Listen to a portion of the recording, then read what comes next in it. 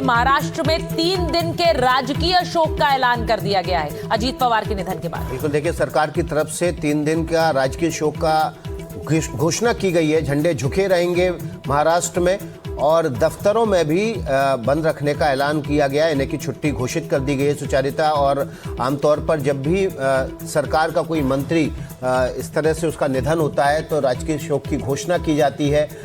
अब ये देखना होगा कि इस दौरान अब आगे का प्रोसेस क्या रहने वाला है। परिवार जब पुणे पहुंच जाएगा या बारामती पहुंच जाएगा उसके बाद ये तय होगा कि पार्थिव देह को दर्शन के लिए कहाँ रखा जाएगा।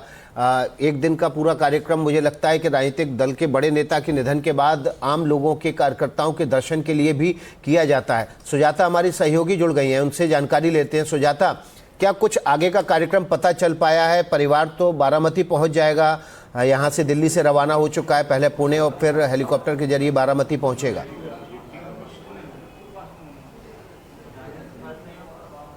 जी देखिए, परिवार जो है वो बारामती के लिए एक और रवाना हो चुका है। वहीं दूसरी ओर महाराष्ट्र में 3 दिन का राजकीय शोक का ऐलान जो है वो अभी किया गया है, जिसमें अब पूरे राज्य में 3 दिन तक कोई भी आधिकारिक कार्यक्रम जो है वो नहीं किए जाएंगे। साथ ही उप मुख्यमंत्री और मुख्यमंत्री के और साथ ही तमाम बड़े नेताओं के जो आज के तमाम कार्यक्रम थे उसे भी रद्द कर दिए गए हैं।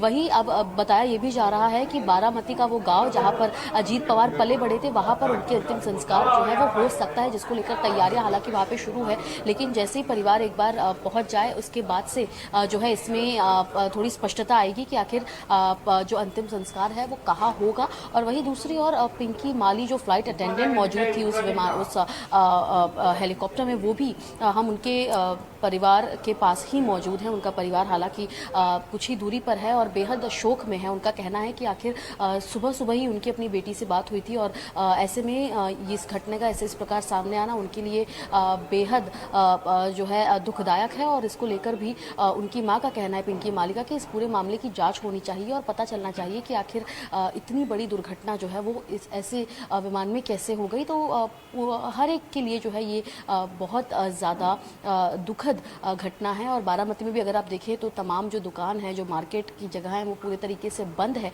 और आज इस पूरे इलाके में किसी प्रकार की हलचल आपको नजर नहीं आएगी। जब अस्पताल के बाहर भी रोहित पवार और तमाम जो दूसरे परिवार के सदस्य हैं वो अस्पताल के अंदर जा रहे थे तो आसपास का जितना क्राउड था, जितनी भीड़ थी, वो बेहद जो है रोते हुए वो अजीत दादा का नाम ले रहे थे और वो उनके बीच नहीं रहे। इस प्रकार की जो है तमाम जो नेता है, तमाम जो विधायक हैं, जो सांसद है, वो पार्टी के सीनियर नेता हैं, वो इसमें रोते हुए जो है नजर आ रहे थे। साथ ही ना सिर्फ एनसीपी के बल्कि जो दूसरे राजनीतिक पार्टी है, जो दूसरे वरिष्ठ नेता है, वो भी ट्वीट कर अपनी जो कंडोलेंसेज है वो फैमिली को दे रहे हैं, बताते हुए किस प्रकार अजीत पवार एक वरिष्ठ नेता थे, महाराष्ट्र की राजनीति में एक मजे हुए खिलाड़ी थे, जो पिछले अपने 6 बार के उप मुख्यमंत्री के कार्यकाल में उन्होंने लगातार महाराष्ट्र के हित को लेकर अपनी बात जो है वो रखी और कुछ ही दिनों बाद वो बजट भी पेश करने वाले थे। ये उनका 11वां बजट होता जो वो पेश करते।